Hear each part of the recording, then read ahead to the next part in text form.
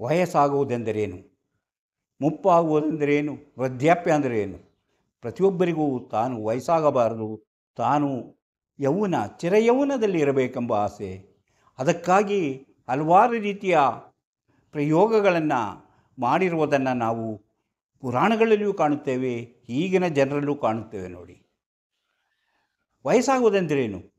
ವಯಸ್ಸಾಗುವುದೆಂದರೆ ನಮ್ಮ ಗಡ್ಡ ಮೀಸೆ ತಲೆ ಕೂದಲು ಎಲ್ಲವೂ ಬೆಳ್ಳಗಾಗುವುದು, ಚರ್ಮ ಸುಕ್ಕುಗಟ್ಟುವುದು, ಮಾಂಸಖಂಡಗಳು ಸಡಿಲಗೊಳ್ಳುವುದು, ಮಾಡುವ ಕೆಲಸಗಳನ್ನು ಮಾಡಲು ಏನೋ ಕಷ್ಟ ಆಗುತ್ತೆ, ಓಡಾಡಲು ಕಷ್ಟ, ಮೊದಲನೇ ಹಾಗೆ ಓಡಾಡಲು ಆಗ್ತಾ ಇರೋದು. ಯಾರ ನೋಡಿದ್ರೆ ಎಲ್ಲವೂ ಮುಖ ಎಲ್ಲ ಇಳಿ ಬಿದ್ದ ಹಾಗೆ ತೋರುತ್ತದೆ. ಇಂತಹ ವಿಷಯಗಳಿಂದಾಗಿ ಜನಗಳು ಮುಪ್ಪನ್ನು ಇಷ್ಟಪಡುವುದಿಲ್ಲ. ನಮ್ಮ ಜೀವನದಲ್ಲಿ ಬದಲಾವಣೆಯನ್ನು ತರುವಂತಹ, ನಮ್ಮ ಜೀವನವನ್ನೇ ಬದಲಾಯಿಸುವಂತಹ ಒಂದು ವಿಶೇಷವಾದಂತಹ ಒಂದು ಸ್ಥಿತಿ ಈ ಮುಪ್ಪು. ಆದರೆ ಪ್ರತಿಯೊಬ್ಬರಿಗೂ ಮುಪ್ಪು ಬರುತ್ತದೆ. ಮುಪ್ಪು ಬರದೇ ಯಾವರಿಗೂ ಜೀವನ ಮಾಡೋಕ್ಕಾಗೋದಿಲ್ಲ. ಮುಪ್ಪು ಯೌವನ ಬಂದ ಮೇಲೆ ಮಧ್ಯವಯಸ್ಸು, ವೃದ್ಧಾಪ್ಯ, ಹೀಗೆ ಅವರು ವೃದ್ಧಾಪ್ಯದಲ್ಲಿ ಬದುಕಲೇಬೇಕಾಗುತ್ತದೆ.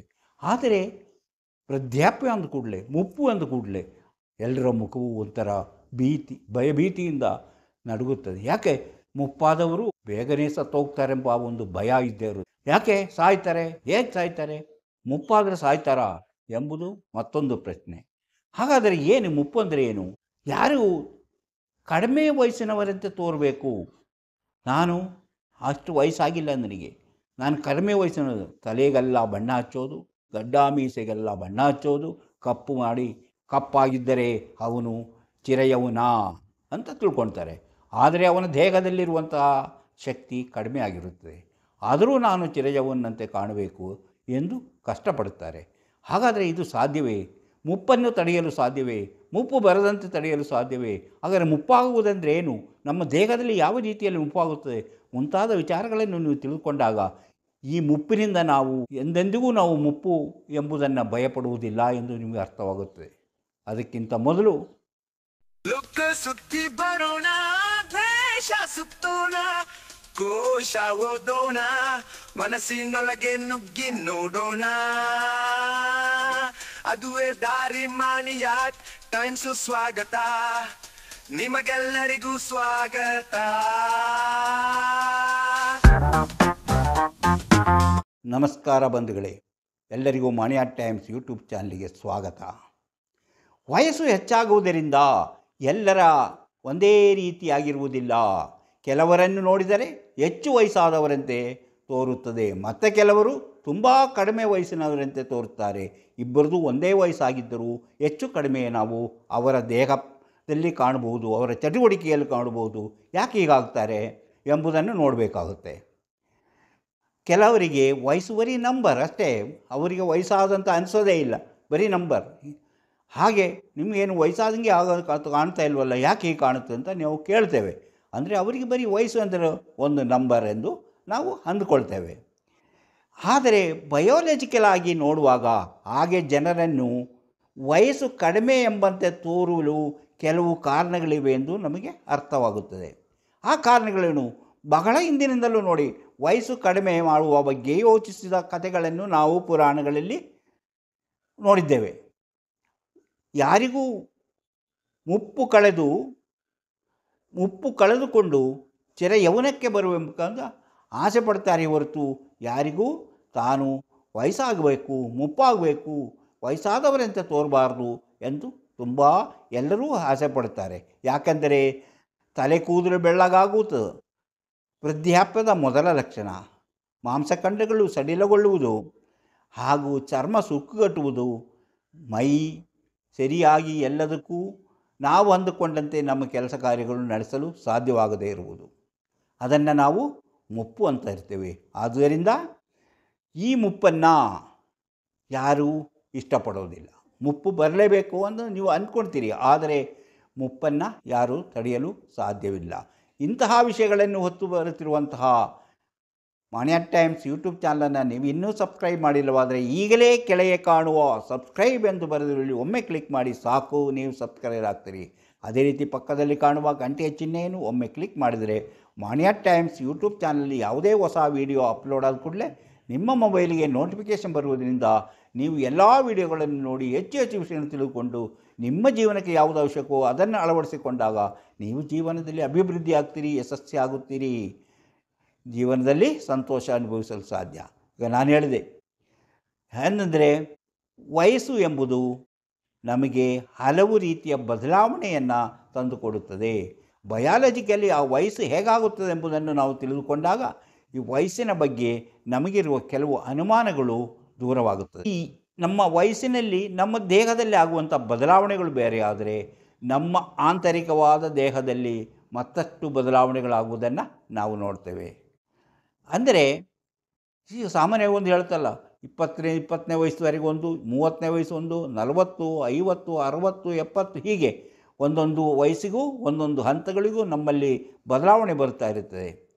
ಸಾಮಾನ್ಯವಾಗಿ ನಿಮಗೆ ಗೊತ್ತಿದೆ, ಎಲ್ಲರ ದೇಹದಲ್ಲೂ ಜೀವಕೋಶಗಳೇ ಇರುತ್ತದೆ. ಜೀವಕೋಶಗಳಿಂದಲೇ ನಮ್ಮ ದೇಹ ಮಾಡಿರೋದು. ಅಂದರೆ ಆ ಜೀವಕೋಶಗಳು ಏನಿರುವುದೆಂಬುದನ್ನು ನಾನು ಹಿಂದಿನ ಒಂದು ವಿಡಿಯೋದಲ್ಲಿ ಹೇಳಿದ್ದೆ. ಅದನ್ನು ನೀವು ನೋಡಿಕೊಂಡ್ರೆ ನಿಮಗೆ ಅದು ಗೊತ್ತಾಗುತ್ತೆ, ಏನು ಜೀವಕೋಶಗಳೆಂದರೆ ಏನು. ಆದರೆ ಈ ಜೀವಕೋಶಗಳು ಪ್ರತಿ ಅಂಗದ ಜೀವಕೋಶಗಳಿಗೂ ತುಂಬ ಬದಲಾವಣೆಗಳಿರುತ್ತದೆ. ನಾವು ಹುಟ್ಟಿದಾಗಿನಿಂದ ನಾವು ಸಾಯೋವರೆಗೂ ಈ ಜೀವಕೋಶಗಳು ನಮ್ಮಲ್ಲಿ ಅದು ಬದಲಾವಣೆಯನ್ನು ತರುತ್ತದೆ. ಅದು ಬೆಳೀತಾ ಹೋದಂಗೆ ನಮ್ಮಲ್ಲಿ ಬದಲಾವಣೆಯನ್ನು ತರುತ್ತದೆ. ನೀವು ಗೊತ್ತಿರ್ಬೋದು, ನಮ್ಮ ದೇಹದಲ್ಲಿರುವಂಥ ಜೀವಕೋಶಗಳ ಅಲ್ಲಿಯೇ ಜೀವ ಇರುವುದು ಅಂತ ನಾನು ಹೇಳಿದ್ದೆ. ಜೀವ ಇರುವುದು ಜೀವಕೋಶಗಳಲ್ಲಿ. ಆ ಜೀವಕೋಶಗಳು ನಿರ್ಜೀವವಾದಾಗ ನಮ್ಮ ಹಾರ್ಟ್ ನಿಂತೋಗುತ್ತೆ, ಮೆದುಳಿನ ಜೀವಕೋಶಗಳಲ್ಲಿ ವ್ಯತ್ಯಾಸ ಆದಾಗ ಮೆದುಳು ನಿಂತೋಗುತ್ತೆ. ಇಂಥ ಕಾರ್ಯಗಳಿಂದ ನಮ್ಮ ವಯಸ್ಸು ಆಗುತ್ತೆ, ನಮ್ಮಲ್ಲಿ ಕೆಲವು ಬದಲಾವಣೆಗಳು ಆಗುತ್ತದೆ. ಅಂದರೆ ಏನು ಕ್ರೋಮೋಸೋಮಲ್ಲಿ ಏನದು, ಅದರ ಲಕ್ಷಣಗಳೇನು ಎಂಬುದನ್ನು ನಾವು ನೋಡೋಣ. ಅಂದರೆ ಕ್ರೋಮೋಸೋಮಿನ ತುದಿ ಟೆಲೋಮರಸ್ ಅಂತ ನಾವು ಅದನ್ನು ಹೇಳ್ತೀವಿ. ಅದರಿಂದ ಕಂಡಂಗೆ ಒಂದು ಗಂಟೆ ಹಾಕದಂಗೆ ಇರುತ್ತೆ. ಯಾಕಂದರೆ ಅಲ್ಲಿಂದ ಅದು ಹೋಗಬಾರ್ದು, ಉದ್ದ ಬೆಳೆಯಿಲ್ಲ, ಅದರಿಂದ ಅದು ಬಿಚ್ಚಿಕೊಳ್ಳಬಾರ್ದು ಅಂತ ನಾವು ಈ ದಾರಗಳಲ್ಲಿ ಹಗ್ಗಗಳ ಹಿಂದುಗಡೆ ಕಟ್ಟಾಕ್ತೀವಲ್ಲ, ಆ ಥರ ಇರುತ್ತೆ, ಒಂದು ಗಂಟೆ ಹಾಕದಂಗೆ ಇರುತ್ತದೆ. ಹಾಗೆ ಆ ಕ್ರೋಮೋಸೋಮ್ಗಳು ತುದಿ ಟೆಲಿಮಿಯರ್ ಅಟ್ರಾಕ್ಷನ್ ಅಂತ ಹೇಳ್ತೀವಿ. ಅದರಲ್ಲಿ ಈ ನಮ್ಮ ಜೀವಕೋಶಗಳಲ್ಲಿರುವಂಥ ಈ ಕ್ರೋಮೋಸೋಮ್ಗಳು 50ರಿಂದ 60ರವರೆಗೆ ವಿಭಜನೆಯಾಗುತ್ತದೆ. ಒಂದು ಇದರಲ್ಲಿ 50ರಿಂದ 60 ತನಕ ಅದು ಡಿವೈಡ್ ಆಗುತ್ತೆ. ಡಿವೈಡ್ ಆಗೋದರಿಂದ ಏನು, ಡಿವಿಷನ್ಸ್ ಆಗ್ತಾ ಹೋಗುತ್ತೆ. ಆಮೇಲೆ ಅದರ ಡಿವಿಷನ್ ನಿಂತು ಹೋಗುತ್ತೆ. ಅದು ಆಮೇಲೆ ಅದನ್ನು ನಾವು ಉಪಯೋಗ ಶೂನ್ಯ ಕೋಶಗಳಾಗಿ ಮಾರ್ಪಡುತ್ತೆ, ಉಪಯೋಗ ಶೂನ್ಯವಾಗುತ್ತದೆ. ಅಂದರೆ ನಾನು ಹೇಳಿದ್ದೇನು, ಒಂದು ಜೀವಕೋಶದಲ್ಲಿ 50ರಿಂದ 60 ಸಲ ಅದು ವಿಭಜನೆಗೊಳ್ಳುತ್ತದೆ. ಅಂದರೆ ಅಷ್ಟು ಸರಿ ಮಲ್ಟಿಪ್ಲೈ ಆಗಿ ಅದು ವಿಭಜನೆ ಆಗ್ತಾ ಹೋಗುತ್ತೆ. ಆ ವಿಭಜನೆ ಆದಮೇಲೆ 60 ಸಾರಿ ಆದಮೇಲೆ ಅದು ಮತ್ತೆ ಅದು ಉಪಯೋಗ ಶೂನ್ಯವಾದಂಥ ಕ್ರೋಮೋಸೋಮ್ಗಳಾಗಿ ಅದು ಮಾರ್ಪಡುತ್ತದೆ. ಅದು ಇಂತಹ ಜೀವಕೋಶಗಳನ್ನು ಹೀಗೆ ಉಪಯೋಗ ಶೂನ್ಯವಾದ ಜೀವಕೋಶಗಳು ಹೆಚ್ಚಾದಂಗೆ, ನಮ್ಮ ದೇಹದಲ್ಲಿ ಹೆಚ್ಚಾದಂಗೆ ನಮಗೆ ವಯಸ್ಸು ಹೆಚ್ಚಾಗುತ್ತಾ ಹೋದಂಗೆ ಅನಿಸುತ್ತದೆ. ಹಾಗೆ ಈಗ ವಯಸ್ಸು ಎಂದು ಲೆಕ್ಕ ಹಾಕಲು ಈ ಕ್ರೋಮೋಸೋಮ್ಗಳ ಸಂಖ್ಯೆ ಎಷ್ಟು ಕಡಿಮೆ ಆಗಿದೆ ಎಂಬುದನ್ನು ನಾವು ಲೆಕ್ಕ ಹಾಕ್ತೇವೆ. ಟೆಲೋಮೆರಸ್ ರೈಸ್ ಎಸೆನ್ಸ್ಗಳು ಹೆಚ್ಚಾಗಿರಬೇಕು. ಅಂದರೆ ಯಾವುದು, ಟೆಲೋಮೆರಸ್ ರೈಸ್ ಅಂದರೆ ರೈಸಿಂಗ್, ಹುಟ್ಟೋದು ಜಾಸ್ತಿ ಆಗಿರಬೇಕು, ಅದು ಹುಟ್ಟುವಂಥ ಸಂಖ್ಯೆ ಜಾಸ್ತಿ ಆಗಿರಬೇಕು. ಹಾಗೆ ಎನ್ಸೈಮ್ಗಳು ಹೆಚ್ಚಾಗಿರಬೇಕು. ಅದರಲ್ಲಿ ಹಾಗೆ ಮತ್ತೆ ಹುಟ್ಟಬೇಕಾದ್ರೆ, ಮತ್ತೆ ವಿಭಜನೆ ಆಗಬೇಕಾದ್ರೆ ಎನ್ಸೈಮ್ಗಳು ಹೆಚ್ಚಾಗಿರಬೇಕು. ಕ್ರೋಮೋಸೋಮಿಂದ ತುದಿ ಟೆಲೋಮರಾಸ್ಟಿಕ್ ಮಿಯರ್ ಅಟ್ರಾಸ್ 50ರಿಂದ 60ರವರೆಗೆ ವಿಭಜನೆಯಾಗುತ್ತದೆ. ಕ್ರಮೇಣ ಉಪಯೋಗ ಶೂನ್ಯ ಕೋಶಗಳಾಗಿ ಮಾರ್ಪಡುತ್ತದೆ. ಇಂತಹ ಜೀವಕೋಶಗಳನ್ನು ವಯಸ್ಸು ಎಂದು ಲೆಕ್ಕ ಹಾಕಲಾಗುತ್ತದೆ. ಟೆಲೋಮೆರಸ್ ರೈಸ್ ಎನ್ಸೈಮ್ಗಳು ಹೆಚ್ಚಾಗಿರಬೇಕು. ಟೆಲೋಮೆರಸ್ ಅಟ್ರಾಕ್ಸ್ ಎನ್ಸೈಮ್ಗಳನ್ನು ಉತ್ಪಾದನೆ ಮಾಡುತ್ತಲೇ ಇರಬೇಕು. ಆದರೆ ಅದು ನಮ್ಮ ಜೀವಕೋಶಗಳಿಗೆ ಸಾಕಾಗಷ್ಟು ಮಾತ್ರ ಉತ್ಪಾದನೆಯಾದರೆ ಒಳ್ಳೆಯದು. ಇಲ್ಲದಿದ್ದರೆ ನಮ್ಮ ಜೀವಕೋಶಗಳಲ್ಲಿ ಅದು ಹೆಚ್ಚಾಗುತ್ತಾ ಹೋದಾಗ ಅದರಲ್ಲಿ ಬದಲಾವಣೆ ಆಗುತ್ತದೆ. ಇದರಿಂದಾಗಿ ಕ್ಯಾನ್ಸರ್ನಂತಹ ಕೋಶಗಳು ಹುಟ್ಟಿಕೊಳ್ಳುವಂತಹ ಸಾಧ್ಯತೆ ಇದೆ. ಕ್ಯಾನ್ಸರ್ ಕೋಶಗಳಲ್ಲಿ ಎನ್ಸೈಮ್ಗಳು ಹೆಚ್ಚಾಗಿರುವುದನ್ನು ಪತ್ತೆ ಮಾಡಿದ್ದಾರೆ. ಆದುದರಿಂದ ಇಂತಹ ಎನ್ಸೈಮ್ಗಳ ಉತ್ಪಾದನೆಯಲ್ಲಿ ನಿಯಂತ್ರಣ ಇರಬೇಕು. ಅದನ್ನು ನಮ್ಮ ಜೀವಕೋಶಗಳು ಸರಿಯಾದ ರೀತಿಯಲ್ಲಿ ಮಾಡಬೇಕಾಗುತ್ತದೆ. ಅದಕ್ಕೆ ಅಟ್ರಾಕ್ಷನ್ ಕ್ರೋಮೋಸೋಮ್, ಟೆಲೋಮಿಯರ್ ಅಟ್ರಾಕ್ಷನ್. ಸಾಮಾನ್ಯವಾಗಿ ಜೀವಕೋಶಗಳಲ್ಲಿ 9 ಹಾಲ್ಮಾರ್ಕ್ ಆಫ್ ಏಜ್ ಕ್ರೋಮೋಸೋಮ್ಗಳಿರುತ್ತದೆ. ಸೆಲ್ ಡಿವಿಷನ್ ಮಾಡುತ್ತದೆ. ಆಯ್ಕೆ ಮಾಡಿದ ಕೋಶಗಳಲ್ಲಿ ಟೆಲೋಮಿಯರ್ಸ್ ಅಟ್ರಾಕ್ಷನ್ ಚಿಪ್ಸ್ ಕ್ರೋಮೋಸೋಮ್ಸ್ ಹೆಚ್ಚಾಗುವಂತೆ ಮಾಡುತ್ತದೆ. ಇದರಿಂದ ವ್ಯಾಯಾಮ ಮಾಡುವುದರಿಂದ ಹೆಚ್ಚಾದರೆ, ಧೂಮಪಾನದಂತ ಮಾಡುವುದರಿಂದ ಸ್ಥೂಲ ದೇಹದವರಲ್ಲಿ ಇಂತಹ ಸಮಸ್ಯೆಗಳು ಹೆಚ್ಚಾಗಿ ಕಂಡುಬರುತ್ತದೆ. ಸಾಮಾನ್ಯವಾಗಿ ಕೋಶಗಳಲ್ಲಿನ ಡ್ಯಾಮೇಜುಗಳನ್ನು DNA ಸರಿಪಡಿಸುತ್ತದೆ. ಅದಕ್ಕೆ ಬೇಕಾದ ಶಕ್ತಿ ಬೇಕಾಗುತ್ತದೆ. ಆ ಇಂಧನವನ್ನು ಉಸಿರಾಟದಿಂದ, ಸೂರ್ಯಪ್ರಕಾಶದಿಂದ, ಆಹಾರದಲ್ಲಿ ಇರುವಂತಹ ರಾಸಾಯನಿಕಗಳ ಅಕ್ಯುಮುಲೇಟ್ ಆಗುವುದರಿಂದ FG ಬೇರೆ ಬೇರೆ ರೀತಿಯ ಕೋಶಗಳು. ಆದರೆ DNA ಮಾತ್ರ ಒಂದೇ ರೀತಿಯಾಗಿರುತ್ತದೆ. ಇದನ್ನೆಲ್ಲವನ್ನೂ ಸರಿಪಡಿಸುವಂತಹ ಕೆಲಸ DNA ಮಾಡುತ್ತದೆ. FG ಅಂತಹ ಯಾವುದೇ ಜೀವಕೋಶ ಆಗಲಿ ಎಲ್ಲ ಜೀವಕೋಶದಲ್ಲಿ ಇರುವುದು ಒಂದೇ ರೀತಿಯ DNA ಆಗಿರುತ್ತದೆ. ಅದು ನಮ್ಮ ದೇಹದ ಜೀವಕೋಶಗಳಲ್ಲಿನ ಮುಖ್ಯವಾದ ಲಕ್ಷಣವಾಗಿದೆ. ಸ್ಟ್ರೆಸ್ ಹೆಚ್ಚಾದರೆ ಆಯುಸ್ಸು ಕಡಿಮೆಯಾಗುತ್ತದೆ. ಧೂಮಪಾನ, ಸ್ಥೂಲ ದೇಹ, ಪ್ರೋಟೀನ್ ಮತ್ತು ಸಕ್ಕರೆ ಅಂಶ ಹೆಚ್ಚಾದರೆ ಸಮಸ್ಯೆಗಳು ಉಲ್ಬಣಗೊಳ್ಳುತ್ತದೆ. ಹೀಗೆ ಅದೇ ರೀತಿ ಹೆಚ್ಚು ಓಟಿಸಮ್ ರೋಗಿಗಳಾದ ಮಕ್ಕಳ ತಾಯಿಯಂದಿರಲ್ಲಿ ಇಂಥ ಸಮಸ್ಯೆಗಳು ಹೆಚ್ಚಾಗಿ ಕಂಡುಬರುತ್ತದೆ. ಅದಕ್ಕೆ ಅವರಲ್ಲಿರುವ ಆತಂಕವೇ ಕಾರಣ ಎಂದು ತಿಳಿಯಲಾಗಿದೆ. ಈ FCGಗಳಲ್ಲಿ ಬರುವಂತಹ ಡ್ಯಾಮೇಜ್ಗಳನ್ನು ದುರಸ್ತಿ ಮಾಡುವಂಥ ಕೆಲಸ DNA ಮಾಡುತ್ತದೆ. ಆವಾಗ ಯಾವತ್ತೂ ಓಪನ್ ಮಾಡದೇ ಇರುವಂತಹ ಜೀವಕೋಶಗಳನ್ನು ಓಪನ್ ಮಾಡಿ ಅದರಲ್ಲಿರುವ FGಯನ್ನು ತೆರೆದು ಅದರಲ್ಲಿರುವ ಡ್ಯಾಮೇಜನ್ನು ಸರಿಪಡಿಸುತ್ತದೆ. ಹಾಗೆ ಡ್ಯಾಮೇಜನ್ನು ಸರಿ ಮಾಡುವಾಗ ಆಡಿದ ಮೇಲೆ ಏನಾದರೂ ಸಮಸ್ಯೆ ಆದರೆ ಅದನ್ನು ಮತ್ತೆ ಮುಚ್ಚಬೇಕು, ಮೊದಲನಾಗೆ ಮುಚ್ಚಿಡಬೇಕು. ಇಲ್ಲದಿದ್ದರೆ ಸಮಸ್ಯೆಗಳು ಹೆಚ್ಚಾಗುತ್ತದೆ. ಆವಾಗ ರೋಗಗಳು ಕಾಣಿಸಿಕೊಳ್ಳುವುದು. ಆ FGಯನ್ನು ಮುಚ್ಚುವಾಗಿರುವ ಸಮಸ್ಯೆಗಳು ಉಂಟಾಗಿ ಪ್ರೋಟೀನ್ ಉತ್ಪಾದನೆ ಹೆಚ್ಚುತ್ತದೆ. ಪ್ರೋಟೀನ್ಗಳ ಉತ್ಪಾದನೆ ಹೆಚ್ಚುವುದರಿಂದ ಆ ಪ್ರೋಟೀನ್ ಹೆಚ್ಚಾಗಿ ದೇಹದಲ್ಲಿ ಕೋಶಗಳ ಸಂಖ್ಯೆ ಬೆಳೆಯುತ್ತದೆ. ಉಪಯೋಗ ಶೂನ್ಯ ಕೋಶಗಳ ಸಂಖ್ಯೆ ಹೆಚ್ಚಾಗುತ್ತದೆ. ಅದೇ ವೃದ್ಧಾಪ್ಯ. ಆ ವೃದ್ಧಾಪ್ಯ ವಯಸ್ಸು ಕಡಿಮೆ ಮಾಡಬಹುದು.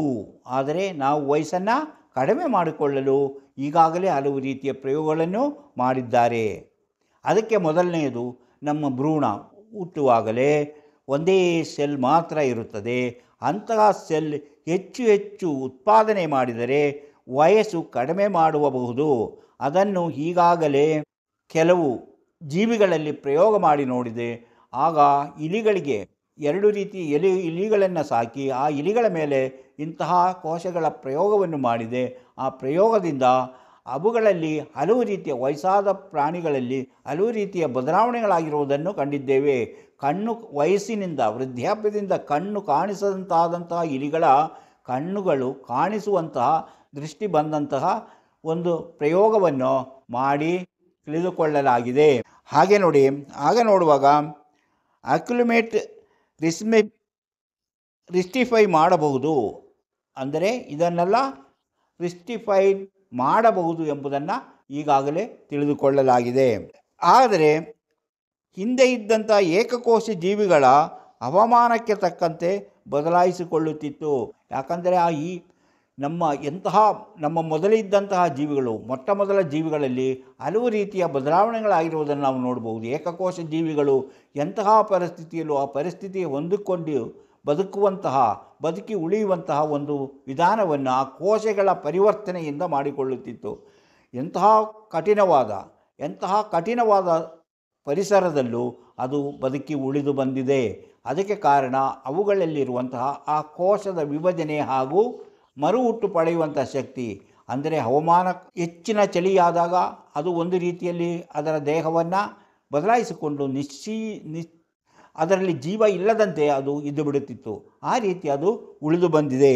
ಈಗ ನಾವು ನೋಡಿದಂತಹ ಹಾರ್ಸ್ ಆದ ಸಮಯದಲ್ಲಿ, ಹಾರ್ಸ್ ಅಂದರೆ ಏನು ಗೊತ್ತಾ, ಕಷ್ಟಪಟ್ಟದ್ದು, ತುಂಬ ಕಷ್ಟದ ದಿನಗಳಲ್ಲಿ ಅದು ಉಪವಾಸ ಇದ್ದು ಕೋಲ್ಡ್ ಬಾತುಗಳನ್ನು ಮಾಡ್ತಿತ್ತು. ಅಂದರೆ ನಮ್ಮ ದೇಹದಲ್ಲಿ ನಮ್ಮ ರೋಗಗಳನ್ನು, ನಮ್ಮ ಕೋಶಗಳ ಬೆಳವಣಿಗೆಯನ್ನು ಒಂದೇ ರೀತಿ ನಿಯಂತ್ರಿಸಲು ಕೋಲ್ಡ್ ಬಾತ್ ಉತ್ತಮ. ಅಥವಾ ಸಡನ್ನಾಗಿ ಏನಾದರೂ ನಮ್ಮ ಜೀವನದಲ್ಲಿ ಬಿದ್ದು ಅಥವಾ ಏನಾದರೂ ಗಾಬರಿ ಏನಾದರೂ ಆಗುವಾಗ ನಮ್ಮಲ್ಲಿ ಅಂಥ ಬದಲಾವಣೆಗಳಾಗುವುದನ್ನು ನೋಡ್ಬೋದು. ಅಂಥ ಕಠಿಣವಾದ ಸ್ಥಿತಿಯಲ್ಲಿ ಒಮ್ಮೆ ಹೋಗಿ ಬಂದ ಮೇಲೆ ಅವರ ದೇಹದಲ್ಲಿ ಜೀವಕೋಶಗಳಲ್ಲಿ ಬದಲಾವಣೆ ಆಗಿರುವುದನ್ನು ನೋಡ್ಬೋದು. ಈ ರೀತಿಯ ಬದಲಾವಣೆ ಅಂದರೆ ಕಷ್ಟಕರವಾದ, ಶ್ರಮಕರವಾದ, ಭಯಾನಕವಾದ ಸ್ಥಿತಿಯಲ್ಲಿದ್ದು ಬಂದ ಮೇಲೆ ಅಥವಾ ಕಠಿಣವಾದ ಶ್ರಮ ದೇಹಕ್ಕೆ ಬೇಕಾದ ನೋಡಿ, ಅದಕ್ಕೆ ಹೇಳೋದು ಈ ಕೋಲ್ಡ್ ಬಾತ್ ಅಂತ ನೀವು ಹೇಳ್ತೀವಿ. ಸಾಮಾನ್ಯವಾಗಿ ಈ ಐಸ್ ಅಂಥ ನೀರಿನಲ್ಲಿ ಸ್ನಾನ ಮಾಡಿ ಬರುವುದು, ಇಂತಹ ರೀತಿಗಳಿಂದ ನಮ್ಮಲ್ಲಿ ಈ ಜೀವಕೋಶಗಳ ಅಲ್ಲಿ ಆಗುವಂತಹ ಬದಲಾವಣೆಯನ್ನು ನಾವು ನೋಡ್ಬೋದು. ಹಾಗೆ ಮಾಡುವುದರಿಂದ ನಮ್ಮ ವಯಸ್ಸು ಕಡಿಮೆಯಾದಂತೆ ತೋರುತ್ತದೆ, ಕಡಿಮೆಯಾಗಿ ಬದಲಾಗುವಂಥದ್ದು. ಹಾಗಂತೇಳಿ ಈಗಲೇ ನೀವು ಹೋಗಿ ಕೋಲ್ಡ್ ಐಸ್ ನೀರಲ್ಲಿ ಸ್ನಾನ ಮಾಡುವುದನ್ನು ಮಾಡಬೇಡಿ. ಯಾಕಂದರೆ ಅದೆಲ್ಲವೂ ಇನ್ನೂ ಸಂಶೋಧನೆಯ ದಾರಿಯಲ್ಲಿರುವಂತಹ ವಿಚಾರಗಳು. ಅಂಥ ವಿಚಾರಗಳು ಈಗಾಗಲೇ ಕೆಲವು ವಿಚಾರ ಕಂಡುಕೊಂಡಿದ್ದಾರೆ ಹೊರತು ಅದು ಪೂರ್ಣ ಫಲಪ್ರದವೆಂದು ಯಾರೂ ಇನ್ನೂ ಪೂರ್ಣವಾಗಿ ಆಧಾರ ಸಹಿತವಾಗಿ ಇನ್ನೂ ಪ್ರೂವ್ ಮಾಡಿಲ್ಲ. ಆದ್ದರಿಂದ ಅಂಥ ಕೆಲಸಗಳಿಗೆ ಯಾರೂ ಹೋಗದೇ ಇರುವುದು ಒಳ್ಳೆಯದು. ಆದರೆ ಒಟ್ಟಾರೆ ನಮ್ಮ ಕೋಶಗಳಲ್ಲಿನ ವಿಭಜನೆ ಮತ್ತು ಅದರಲ್ಲಿ ಅದು ಉಪಯೋಗ ಶೂನ್ಯವಾಗುವಂಥ ಸ್ಥಿತಿಯೇ ನಮ್ಮ ವೃದ್ಧಾಪ್ಯ ಎಂದು ಹೇಳುವುದು. ಆದರೆ ವಯಸ್ಸಾದರೂ ಯಾರಲ್ಲಿ ಅಂಥ ವಿಭಜನೆ ಶೂನ್ಯ ಅಂದರೆ ಉಪಯೋಗ ಶೂನ್ಯವಾದಂತಹ ಜೀವಕೋಶಗಳ ಸಂಖ್ಯೆ ಕಡಿಮೆ ಇರುತ್ತದೆಯೋ ಅವರು ಚಟುವಟಿಕೆಯಿಂದ ಇರುತ್ತಾರೆ. ಅವರಿಗೆ ನೋಡಿದರೆ ಇನ್ನೂ ಅಷ್ಟು ವಯಸ್ಸಾದಂಗೆ ತೋರೋದಿಲ್ಲ.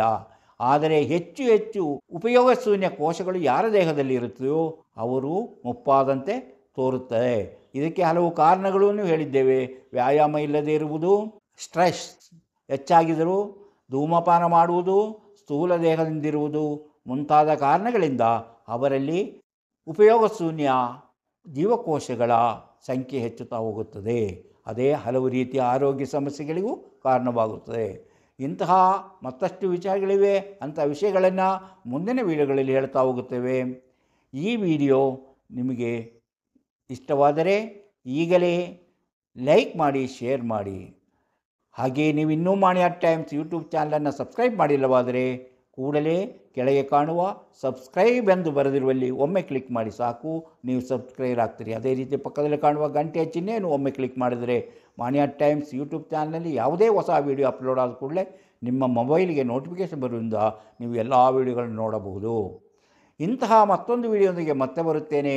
ಇಷ್ಟು ಹೊತ್ತು ಈ ವಿಡಿಯೋ ನೋಡಿದ ನಿಮಗೆಲ್ಲರಿಗೂ ಧನ್ಯವಾದ.